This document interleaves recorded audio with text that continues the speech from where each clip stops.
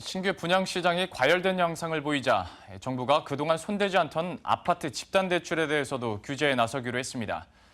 이에 따라 상승장을 보이던 강남 재건축 분양시장도 적지 않은 타격을 받을 것으로 보입니다. 김혜수 기자입니다. 신규 아파트 분양시장은 보통 계약금 10%만 있으면 계약할 수 있다는 점 때문에 큰 부담 없이 청약할 수 있습니다.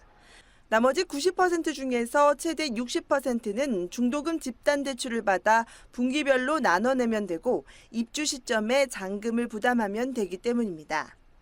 중도금 집단대출 역시 청약자 개인 신용과는 상관없이 건설사의 시공 능력과 단지 사업성 등을 바탕으로 주택도시보증공사 등에서 보증을 받아 실행되기 때문에 낮은 금리로 이용할 수 있습니다. 사실상 큰 돈 없이도 분양을 받을 수 있다는 얘기입니다. 정부가 이번에 신규 분양시장에 칼을 빼든 건 이처럼 계약금 10%만으로 분양시장에 진입할 수 있는 구조 탓에 웃돈을 노리고 분양권을 전매하려는 단타족이 기승을 부리는 등 시장이 과열됐다는 판단 때문입니다.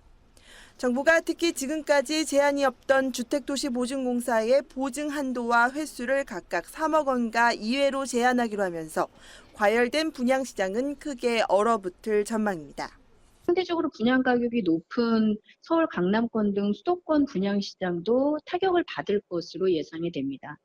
보증 한도 액수를 넘어서는 중도금 부분에 대해서는 개인들이 추가 대안을 마련해야 할 수도 있고 또 결국에는 차후의 준공 시점까지 분양권을 계속 유지해서 가지고 가야 되는 실수요자들이 중도금 대출 대안을 마련해야 되는.